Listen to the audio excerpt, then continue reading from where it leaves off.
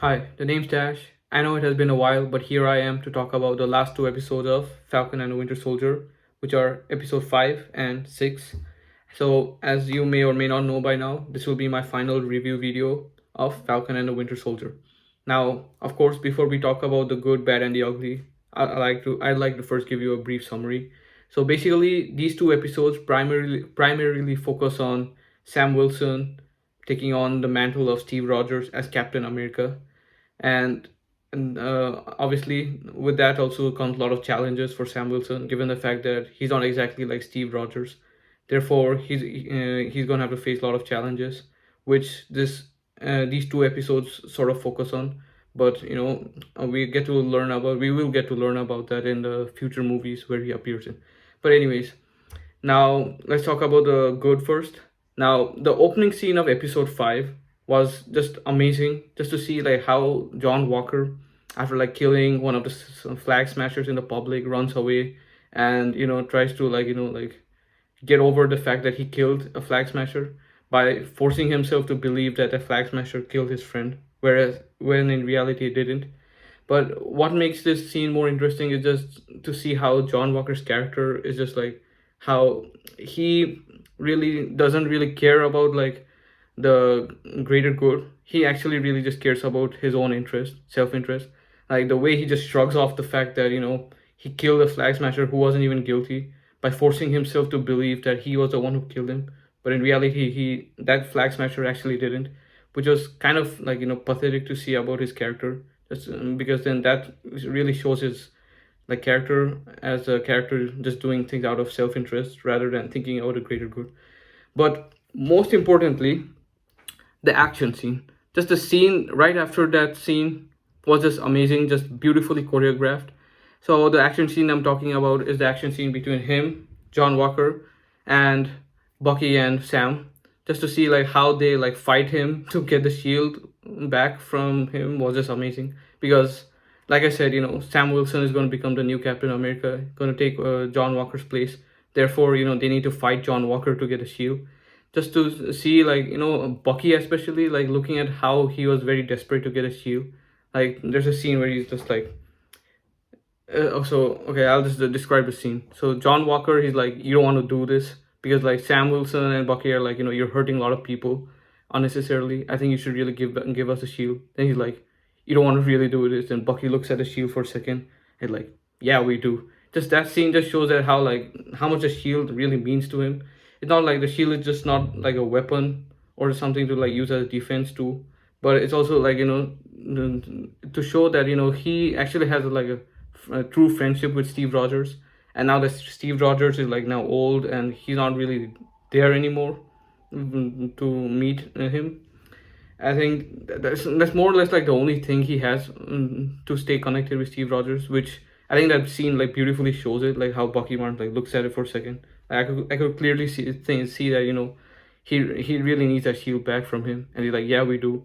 And then the action scene is like I don't know how to say it, but it was really amazing just to see how John Walker like beats up Falcon. Then he also even beats up Bucky, even though like Bucky had a super soldier serum. I really hoped like both of them could really beat him up, but actually he was taking the upper hand until they came together and started like winning against him. But I remember there's this one like scene from of John Walker where he was like trying to like rip Falcon's wings, and then he's like, I am Captain America. Like I know I didn't do it properly, but like the actor Wyatt Russell, who's Kurt Russell's son, I think he really portrayed that character like beautifully. Just like his acting was somewhat phenomenal in my opinion. Just looking at the rage and like the his choice of words, like the way he says I am Captain America, really shows that he's really obsessed with being Captain America. He's not like being Captain America to like protect or the people. He's just really now obsessed about being Captain America and representing his country with that shield. Now that just clearly showed like how he lost his way, which was some beautiful, not a beautiful character development, but really showed a lot about a character. Okay, I think I'm repeating myself. Let's move on. And then obviously we see him like how he rips off his wings, whose Falcon's wings, just to show how strong he was. But then, like, finally they break his arm and get the shield away. I think that, but then, like, after that scene when, like, they break his arm, like the way like Bucky like gives Sam the shield, like throws it next to him, which like shows like how Bucky really believes that he should be the Captain America. That's when even Sam also realizes that I should now really use the shield to become Captain America and protect the people. But but I think it'll after the scene where like he meets Isaiah Bradley, who used to be a Captain America like back during like one of the world wars after Steve Rogers did. But because he was black, he wasn't really appreciated for being Captain America as much as Steve Rogers was.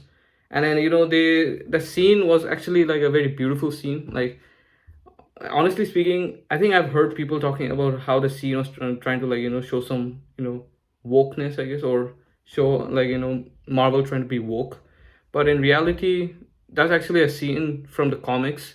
So I really don't see how that was being woke, because even in the comics, also like apparently there's this Captain America named Isaiah Bradley, who instead of like being respected like Steve Rogers, he was experimented for breaking the rules and rescuing his friends. But then Steve Rogers, on the other hand, when he rescued his friends, he was rewarded as a hero, which we saw in Captain America, the first Avenger. But that wasn't the case for Isaiah Bradley. That and then Isaiah Bradley also like clearly states the fact that they won't let a black man be Captain America to Sam Wilson. And for a minute, I was thinking like what I think Sam Wilson has no reason to be Captain America, given what the fact that Isaiah Bradley went through so much. But then at the same time, it made sense why Sam was even more incentivized to become Captain America, because now he really wanted to make a difference, wanted the world or even just America to see black people in a different perspective, and that's why he wanted to take on the shield and become the next Captain America. I think the best scene from this episode was actually the scene right after this, when he goes back to like hometown, which was in Louisiana, and then repairs the boat with the help of other people, and then even Bucky also comes and helps him. I think why I can say this was a very like important scene was because this really like repaired the relationship between Sam and Bucky, because if you remember, like in the beginning of the episode, or not episode, the show, we kind of like didn't see a very stable relationship between these two characters. Like, we always saw these two characters making fun of each other. Like, even Bucky was always mad at him for like giving away the shield. Like, it wasn't a very stable relationship. But finally this scene did a great job by actually redeeming these two characters and redeeming their relationship, more importantly. And the particular scene I'm talking about from this entire scene, where when they were both in Louisiana, was when Sam explained Bucky how he didn't want to take on the shield because he knew the consequences, because like the country of America wouldn't like see him the same way they saw Steve Rogers as Captain America, mainly because he wasn't, unlike Steve Rogers, he wasn't white, but then he was black. And then Bucky actually started realizing that, and then he kind of like forgave him for like giving away the shield. So that was very satisfying to watch. Along with that, we also see Sam also like helping Bucky, trying to like overcome his like PTSD and his like thoughts of him being the Winter Soldier and killing so many people. Because remember, even after like he was kind of like healed when he went back in Wakanda, so that way he wouldn't have to be brainwashed by anyone anymore. He still was like dealing with some demons, which is like every time he would go to sleep, he would have nightmares of him killing innocent people when he was a Winter Soldier. But now Sam Wilson, we kind of like it was sort of a callback to him back in Winter Soldier, where he was helping soldiers who came back from war and were dealing with PTSD. Sam Wilson exactly uses those skills to help Bucky try to like overcome his PTSD. And what he tells him is that you have to really go meet those people, ask them for forgiveness, rather than faking a relationship just because you feel pity for them. I think don't like he really was recommending him not to do that, and that was a very beautiful scene to watch as a whole. And then obviously the scene after that, which was just a very brilliant scene. And like this scene, I have to say, gave me some kind of energy like when I was watching it, and that was the entire like training scene of Sam Wilson becoming Captain America, like where he like practices throwing the shield and starts to like starts to become more athletic, and just the background music, the BGM being played while the scene was going being like filmed was just like really just like boost your energy when you like just watch it itself. In fact, honestly speaking, it made me also want to go out and like to become physically active like Sam Wilson, except without the shield because I don't have the Captain America shield. But yeah, that scene was a very beautiful scene, and I honestly thought there was a very important lesson to learn from the scene. And feel free to disagree, but this is what I thought, and that is that you don't really need the super soldier serum to become Captain America, because Sam Wilson, he didn't have a super soldier serum, but he was still like training to become Captain America. But instead, what you really need is a lot of will and commitment. This was just my take on this scene. Now that we are done with episode 5, now let's move on to episode 6. So, episode 6 focuses on Sam Wilson as Captain America. They give him a new suit. Actually, it's not exactly a new suit given the fact that the suit was actually from the comics.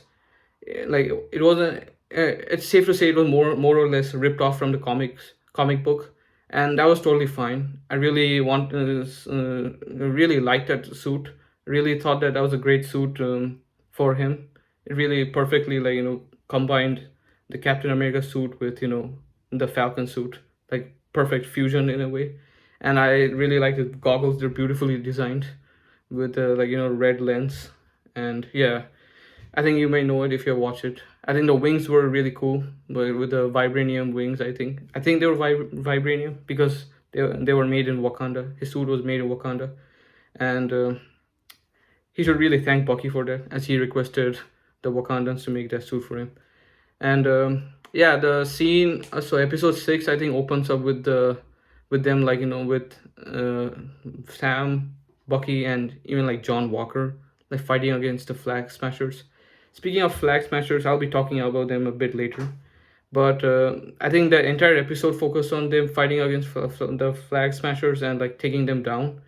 So there's that. Now, finally, moving on to the bad. I think it was just the Flag Smashers. Like I know before I used to always talk about like John Walker, but here it's actually the Flag Smashers. Flag Smashers. I really like found their like the way they were written throughout the show. In a way, I kind of found it bad. Like it was poorly written in my opinion. The reason why I say this is because I remember like initially I was like fine with the Flag Smashers. I saw their like in on like their goal, like their intent was to like help those people who are in like unfortunate situations after the blip. To and then the idea was to help them by injecting them with the super soldier serum.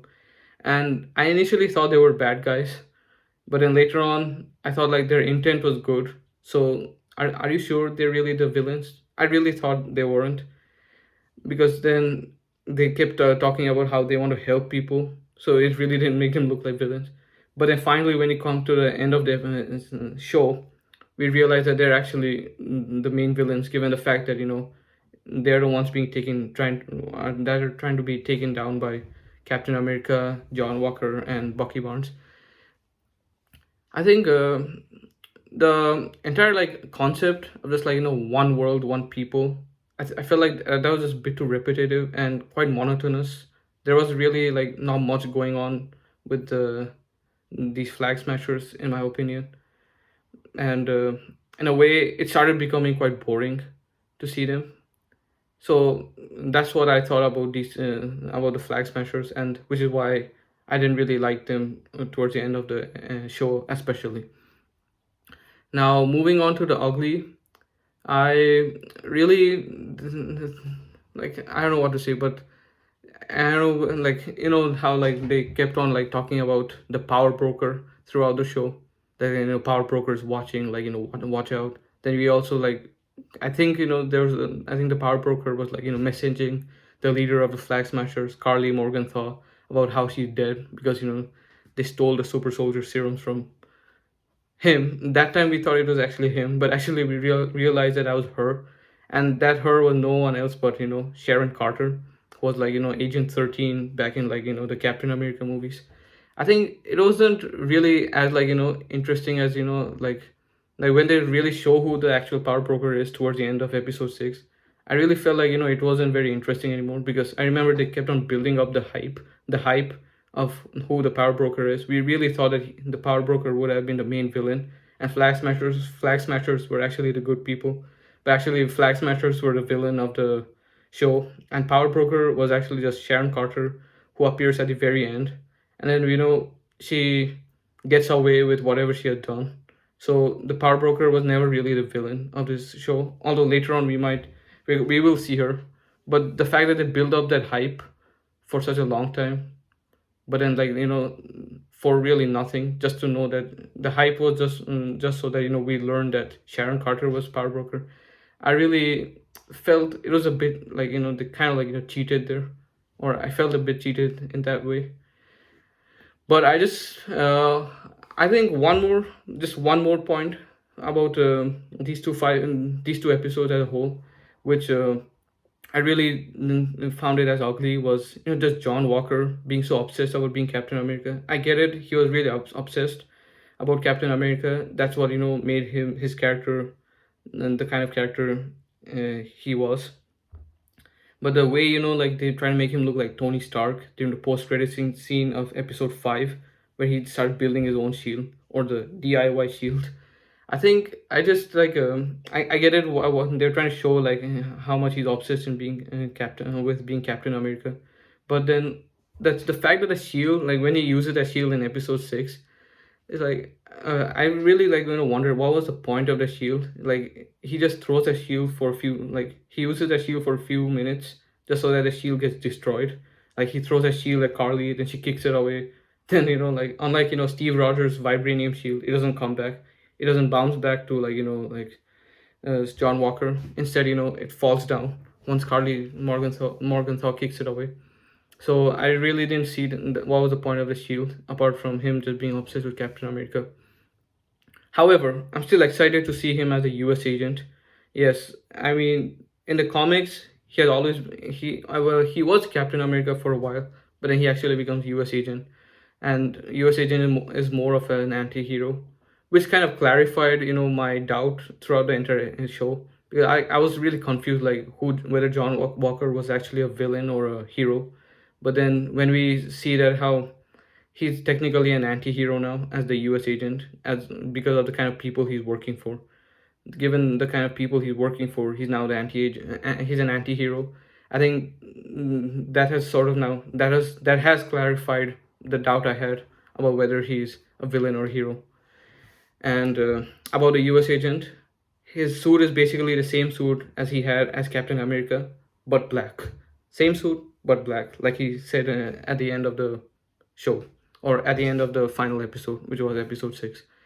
Now, if there's anything else I would like to talk about, and that is, I'm still excited to see how what Sharon Carter does as power broker, which we get to know about in we kind of got a hint during the post credit scene of episode 6, where she's like talking to someone about how she can make money out of government weapons, by selling them and so on. Even though it looks exciting, but I talked about what I thought about power broker throughout the entire show. But yeah, I think that was that's my take on the Falcon and with the Winter Soldier episode 5 and 6. So yeah, tell me what you thought about it. See you next time.